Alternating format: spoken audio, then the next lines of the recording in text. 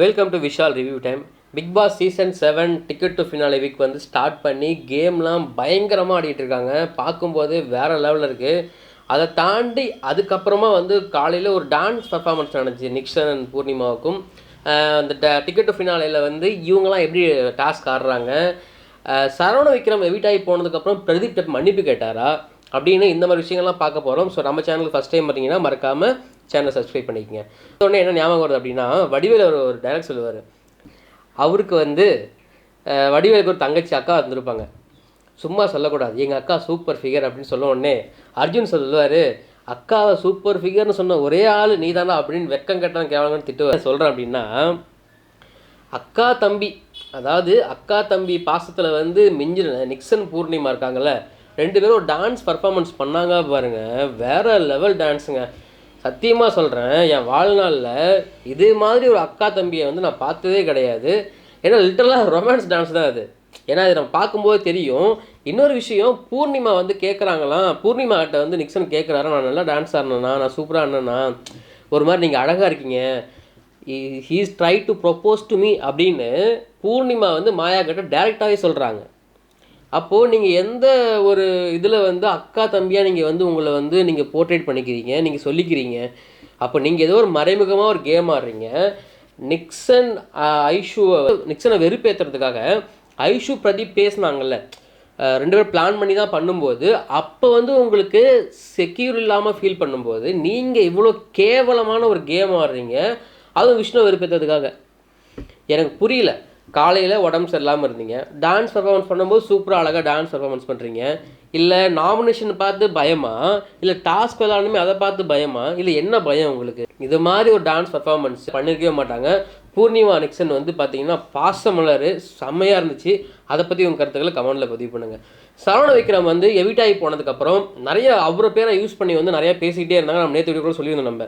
ஏன்னா வந்து மாயா வந்து அவங்க மார்க்கிங் பண்ணுறாங்க, அந்த மியூச்சுவல் ஃபண்ட்ஸ் காயின் கூட எனக்கு கொடுக்கவே இல்லை, நானும் வெளியே போய் அவங்கள்ட்ட பேசவே மாட்டேன் அப்படிலாம் சொன்னவங்க நேற்று வந்து வேற ஒரு ஸ்டேட்மெண்ட் வச்சாங்க. என்ன ஸ்டேட்மெண்ட் அப்படின்னு நல்லாவே தெரியும் உங்களுக்கு. நான் வெளியே போய் அவங்கள்ட்ட பேசிப்பேன், எனக்கு வந்து அவன் மேலே சின்ன வருத்தங்கள்லாம் இருந்துச்சு அப்படின்னு சொன்னாங்க. இன்னொன்று, அர்ச்சனாவை கண்ணகியான்னு கேட்டதை வந்து 1 hour, அது வந்து அந்த 1 hour எபிசோடில் காமிச்சது, அது எந்த அளவுக்கு இம்பாக்ட் கிரியேட் பண்ண எனக்கு தெரியல. அப்படி எப்படி அவங்க வந்து ஒரு கண்ணகி கூட கம்பேர் பண்ணுறாங்க அப்படின்னு இன்னும் அந்த ஒரு ஐடியாலஜி தெரியல. ஏன்னா இதை வந்து கமல் அவர்கிட்ட போய் கேட்கும்பொழுது இதெல்லாம் பெரிய விஷயமே இல்லாமல் கடந்து போயிடுவார் அவர். ஏன்னா அவருக்கு நல்லாவே தெரியும். நான் திரும்ப திரும்ப சொல்லுவேன், கமல் அவர்கள் மாயா விஷயத்தில் பயாஸ் தான் பண்ணுறாரு, பயாஸ் தான் நடக்குது. ஏன்னா அவருக்கு எதுவுமே புரியல.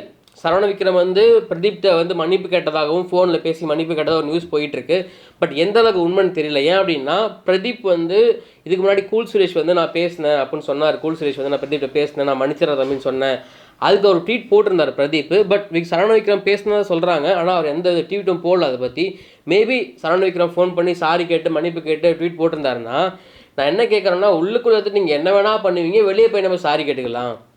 அது எப்படி உள்ளுக்குள்ளே உட்காந்து நீங்கள் வந்து கேங்காக ஒரு கேம் ஆடுவீங்க, கேங்காக ஒரு ஸ்டாம்பிங் பண்ணுவீங்க, ஃபேக் உமன் கார்டை யூஸ் பண்ணி ஒருத்தனை வெளியே அனுப்புவீங்க.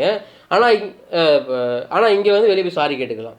இன்னொரு விஷயம், கெட்ட வார்த்தை அதிகமாக யூஸ் பண்ணுறாரு அப்படின்னு சொல்லி பிரதீப் பண்ணி வெளியே அமிச்சு கமலஹாசன் அவர்கள் அப்போ ஒரு வார்த்தையை மென்ஷன் பண்ணுறாரு. என்னன்னா, 4 வயசு குழந்தைங்கலாம் பார்க்குறாங்க அந்த ஷோவை அப்படின்னு சொல்கிறாரு. ஏப்பா, அந்த 4 வயசு குழந்தைங்க தான்ப்பா நேற்று இந்த கால ரொமான்ஸை பார்த்துருப்பாங்க, நிக்சன் பூர்ணிமா ரொமான்ஸை.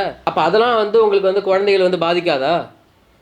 உங்களுடைய அறிவு இருக்குல்ல, உங்களோட அறிவு, உங்களுடைய புரிதல்லாம் எங்கே போய் முடியுமே எனக்கு தெரியல. ஒரு சில பேர் வந்து கமெண்டில் சொல்லிகிட்டே இருக்காங்க, வந்து சூப்பராக கேம் ஆடுறாங்க Maya, you are totally unfit for review அப்படின்னு. மற்றவனை அன்ஃபிட் பண்ணுறதுல தான் அந்த மாயா பூர்ணிமா வந்து குறிக்கோளாக இருக்காங்க. அதே மாதிரி தான் அவங்களுடைய ஆதரவாளர்களும் இருக்காங்க. மற்றவனை அன்ஃபிட் பண்ணணும், நான் ஃபிட்டாக இருக்கணும், அதெல்லாம் பற்றின கவலை இல்லை, ஆனால் நீ அன்ஃபிட்டு அப்படின்னு சொல்லணும். என் முதுகு வந்து நான் பார்க்க மாட்டேன், ஆனால் உங்கள் முதுகு வந்து கேவலமாக இருக்குது, அதை தான் சொல்லுவேன் நான். ஏன்னா அந்தளவுக்கு கேவலமான மைண்டு, கேவலமான புத்தி. மாயா வந்து நாமினேஷன் வந்து வந்திருக்காங்களாம். அதுக்கு அவங்களுடைய ஆர்மி வந்து என்ன பண்ணுறாங்கன்னா, அவங்க வந்து வெளியில் வந்து நிறையா படங்கள் நடிச்சிருக்காங்க, வெளியே நிறைய ஷோ பண்ணியிருக்காங்க, மக்களை சிரிக்க வச்சுருக்காங்க, அதனால் அவங்களுக்கு ஓட்டு போடுங்க. நீங்கள் பிக் பாஸ் வீட்டுக்குள்ளே என்ன பண்ணீங்க, பிக் பாஸ் வீட்டில் என்ன கேம் விளாண்டிங்க, பிக் பாஸில் என்னத்தை கிழிச்சிங்க அப்படின்னு சொன்னால் தானே ஓட்டு போட முடியும். நீங்கள் வந்து ஆல்ரெடி வந்து நான் வெளியில் வந்து நான் நிறையா படம் நடிச்சிருக்கேன், அடிக்கடி ரிஜிஸ்டர் பண்ணுறாங்க, நான் 7 படத்தில் வந்து ஜூனியர் ஆர்டிஸ்ட்டாக ஒர்க் பண்ணியிருக்கேன், நான் 10 படத்தில் ஜூனியர் ஆர்டிஸ்ட்டாக ஒர்க் பண்ணியிருக்கேன், எனக்கு அந்த டேரக்டர் தெரியும், இந்த டேரக்டர் தெரியும் அப்படின்னு நீங்கள் யாரை மேனிபுலேட் பண்ணுறீங்க?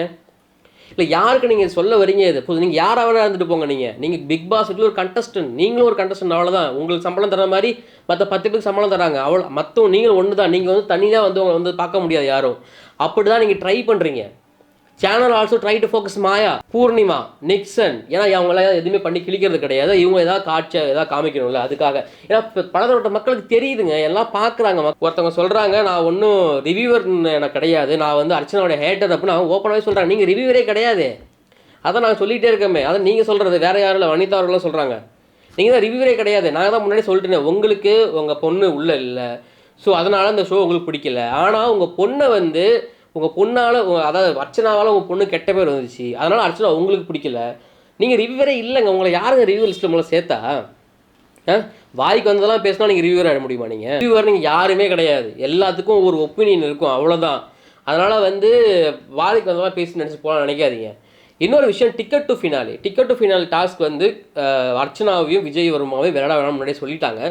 ஏன் அப்படின்னா, விஜய் வர்மா அர்ச்சனா டிக்கெட் போகக்கூடாது அப்படின்னு பிளான் பண்ணதே ஹவுஸ்மேட்ஸ் தான். முக்கியமாக மாயா, பூர்ணிமா, நிக்சன் இவங்க எல்லாம். ஆனால் அந்த அர்ச்சனா பொண்ணுக்கு இப்போ தெரிஞ்சு பண்ணதா தெரியாமல் பண்ணுறாங்களான்னு தெரில எனக்கு.